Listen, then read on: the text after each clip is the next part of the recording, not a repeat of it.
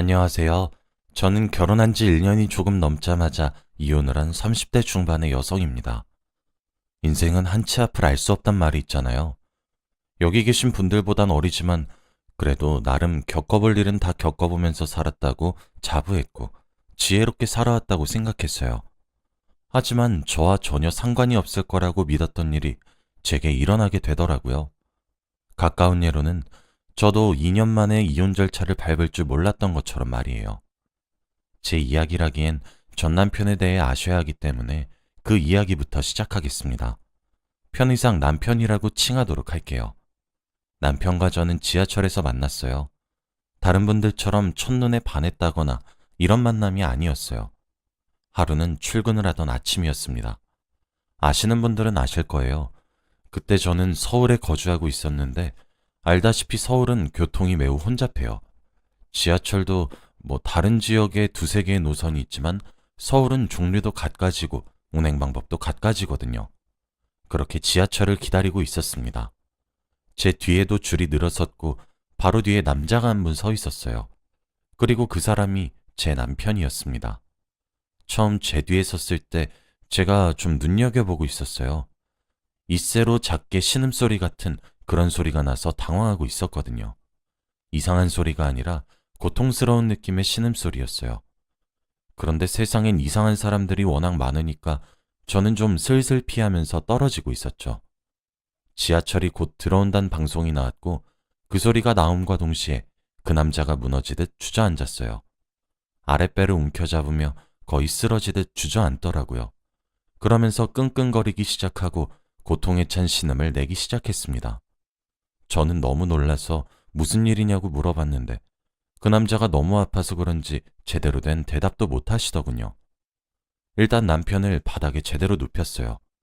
무슨 일이냐고 제가 건드렸을 때 남자의 손발이 정말 차가웠거든요. 학교에서 배운 대로 옆에 서 있었던 여성분을 특정 잡아 119에 신고를 하고 손발을 막 주물러 주었습니다. 10분도 채 지나지 않아 구급대원들이 도착했고 남자를 들것에 실어 나갔습니다. 진짜 제 바로 뒤에서 쓰러진 경우를 처음 봐서 심장이 쿵쿵 뛰더라고요. 10분 동안 어찌나 제가 그 남자를 열심히 주무른 것인지 곱게 한 화장도 다 무너졌더라고요. 구급대원이 보호자가 필요하다고 따라오실 수 있느냐고 물었고 그렇게 전 보호자 자격으로 함께 구급차에 몸을 실었습니다. 제가 다니고 있던 회사에는 아침마다 회의가 있는 곳이라서 아침 시간이 매우 중요했는데 마침 그날은 아주 드물게도 아침 회의가 없는 날이라서 아침에 출근을 조금 늦게 할 수 있었죠. 병원에 가는 동안에도 고통을 호소하길래 초면이었지만 병원에 다와가니 조금만 참으라고 그 사람을 달랬어요. 팀장님께 연락을 드려서 자초지종을 설명하고 조금 늦겠다고 말도 했죠. 병원에 도착해 검사를 해보더니 급성 맹장염이라고 하시더라고요. 응급수술을 해야 하는 상황이었습니다. 일단 응급수술 사인은 본인에게 의사가 받았고 저는 그때 바로 입원 수속을 도왔습니다. 일면식도 모르는 사람이었지만 저는 그렇게 끝까지 돕고자 했습니다. 남자는 고통 때문에 정신이 희미했던 것 같아요. 어찌되었든 바로 응급수술에 들어갔고 저도 출근을 더 미룰 수가 없어서 간호사분께서 연락처를 남겨달라고 하시기에 제 연락처만 남기고 출근했습니다. 그리고 그날 밤 모르는 번호로 전화가 한 통 왔어요. 발신인은 그 남자였죠. 아침 출근길에 도와주셔서 감사하다고, 덕분에 살았다고, 그래서 보답을 하고 싶다고 얘기를 하시더라고요. 그러면서 제게 계좌번호를 요구했죠. 살해하고 싶다고 하면서요. 그런데 제가 딱히 큰일을 했다는 생각도 들지 않았고 제가 아니더라도 누군가는 도왔을 것 같았어요. 세상이 아무리 험하다곤 하지만 아직 따뜻한 세상이기도 하잖아요. 한사코 괜찮으니까 다행이라고 살해는 필요 없다고 거절을 했더니 그럼 밥 한 끼라도 대접할 수 있게 해달라고 애걸복걸하듯 애원하더라고요. 염치 없는 사람으로 만들지 말아달라고 하면서요. 그래서 퇴원하고 몸조리 다 하시고 난 뒤 편한 시간에 연락을 달라고 밥 한 끼는 얻어먹겠다 하며 전화를 끊었습니다. 2주 정도가 흐르니 남자로부터 연락이 왔고 식사 대접을 받게 되었어요. 그러면서 알게 되었죠. 남자가 저보다 3살이 많은 사람이고 그때는 하도 식은땀을 뻘뻘 흘리고 창백해서 몰랐는데 꽤 훈남 스타일의 소유자란 사실을 말이에요. 우린 그렇게 연인 사이로 발전했습니다. 남편에게 저는 생명의 은인이어서 그런지 제게 적극적으로 호감을 표현했고 저도 잘생긴 남편이 싫지만은 않았거든요. 그렇게 우린 연애를 시작하게 되었고 2년이란 시간 동안 정말 알콩달콩 지냈습니다. 저 역시 저희 두 사람의 만남은 운명이라고 생각했고 무엇보다 2년이라는 길다면 길고 짧다면 짧은 시간을 연애하면서 늘 한결같이 제게 다정다감하고 잘하는 남편의 모습을 보고 제가 평생을 함께해도 후회가 없겠다고 생각했죠. 그래서 저는 남편의 프로포즈를 받았고 많은 사람들의 축복 속에 결혼에 골인했어요. 남편은 제 지인들에게도 인기가 많았어요. 요즘 시대에 보기 드문 남자라고 하면서요.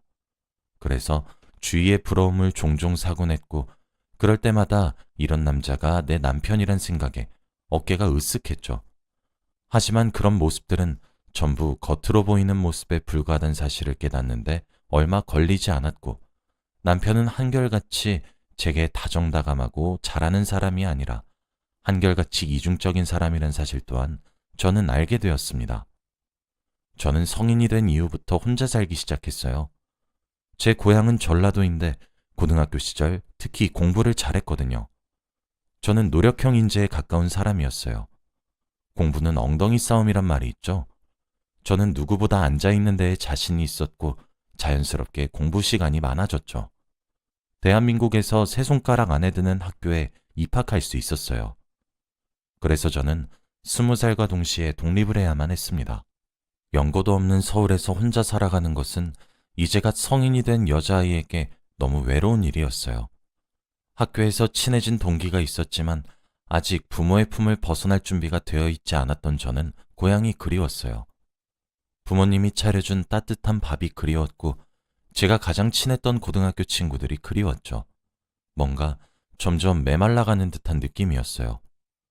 저희 어머니는 전업주부셨기 때문에 제가 밤에 들어가든 낮에 들어가든 항상 집에 불이 켜져 있었어요. 그리고 제가 현관 비밀번호를 누르면 그 소리를 들은 엄마가 현관에서부터 절 맞이해 주셨죠. 그런데 혼자 자취하기 시작하니까 불 꺼진 집에 들어가는 것이 그렇게 싫을 수가 없더라고요. 저희 부모님은 귀하게 키운 딸내미 혹시나 위험할까봐 투룸으로 되어 있는 집을 전세로 얻어주셨거든요.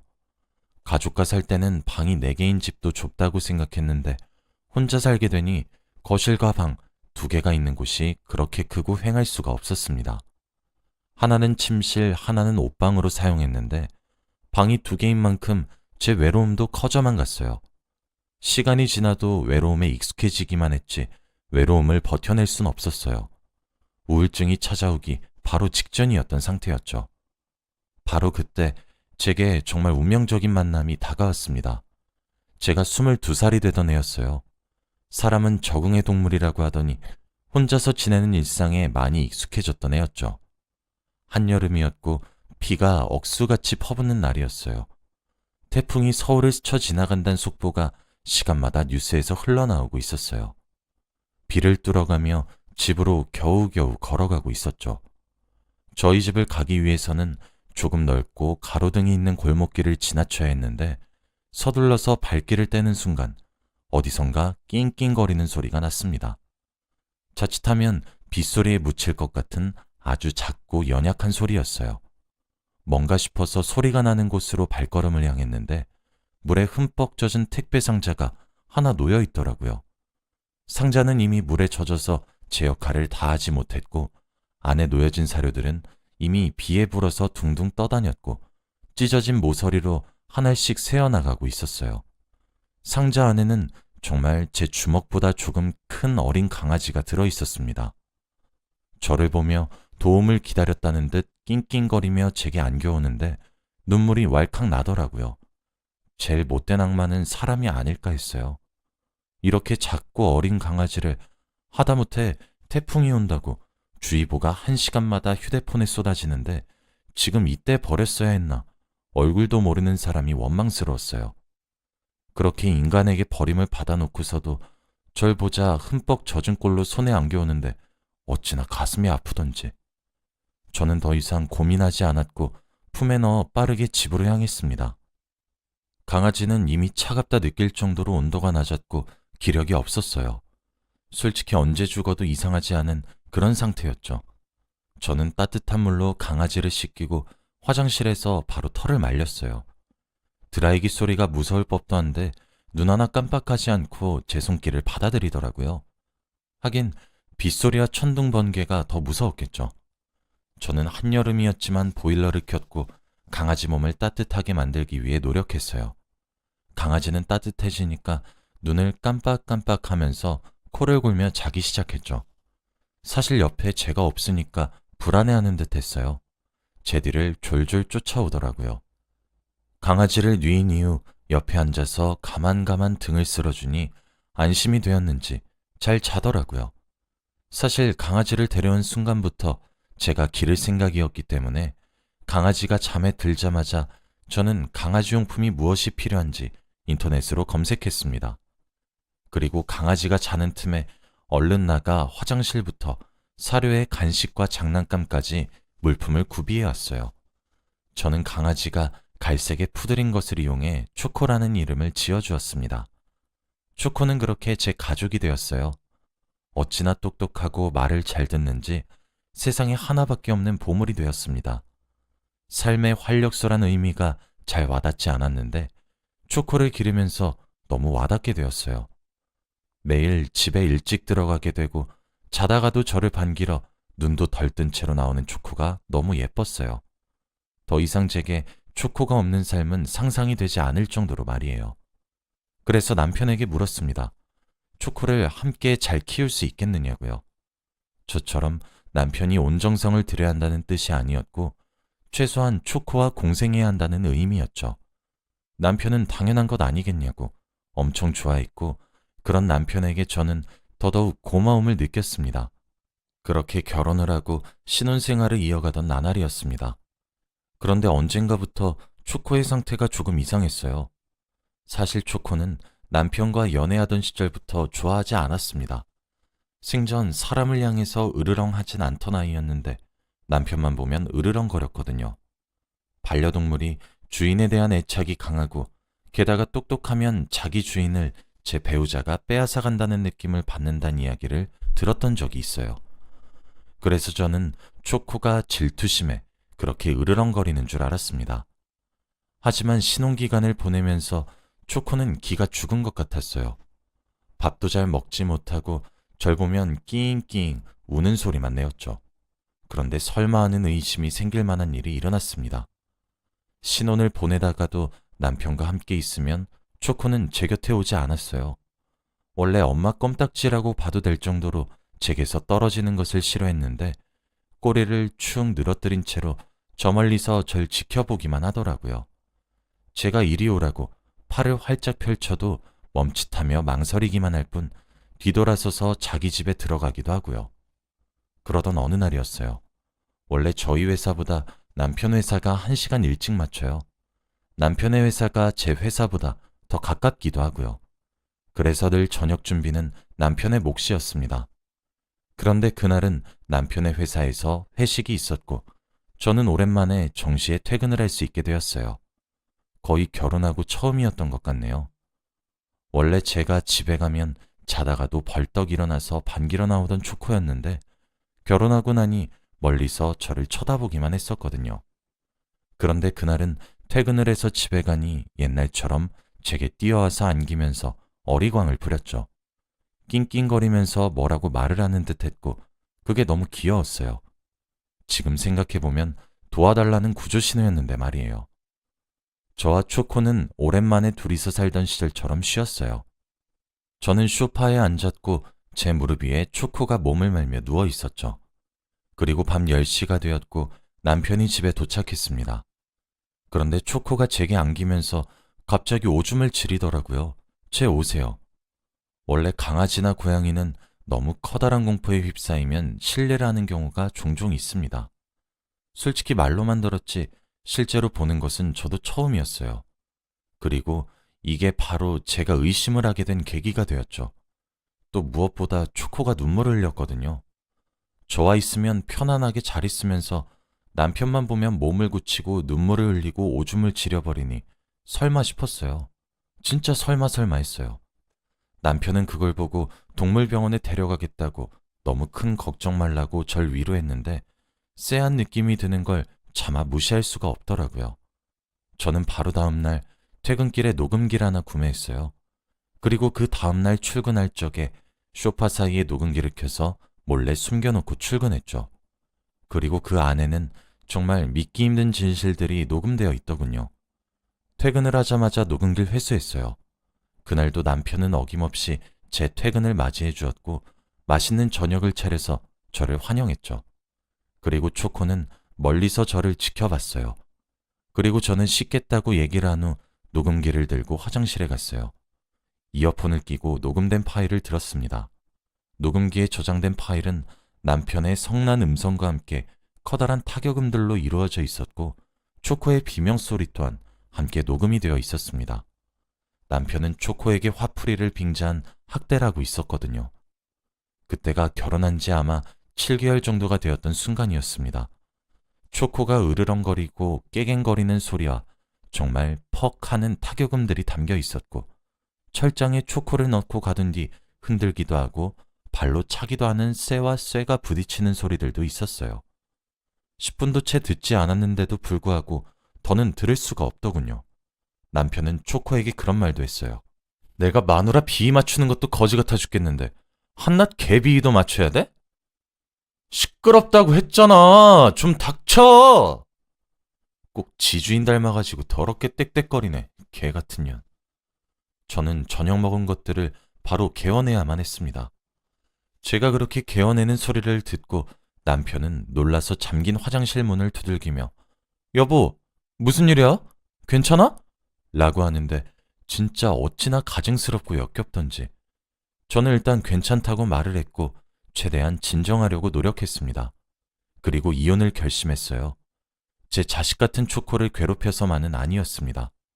말 못하는 짐승이라 초코를 저렇게 괴롭히는 것도 물론 커다란 충격이었지만 저딴 이중인격자 사이코패스 같은 놈한테 제 아이를 맡길 수도 없었고 더는 그 가식적이고 거짓된 모습에 속고 싶지 않았거든요.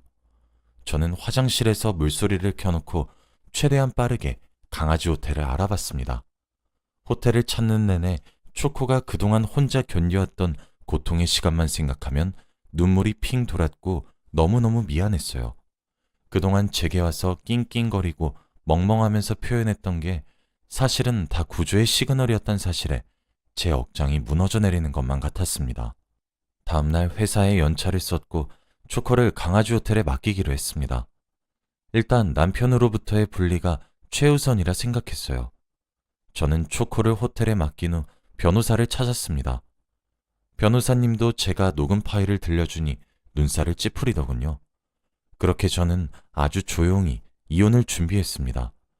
퇴근하고 집에 오자마자 초코부터 찾는 남편 놈을 보니 기가 막히더군요.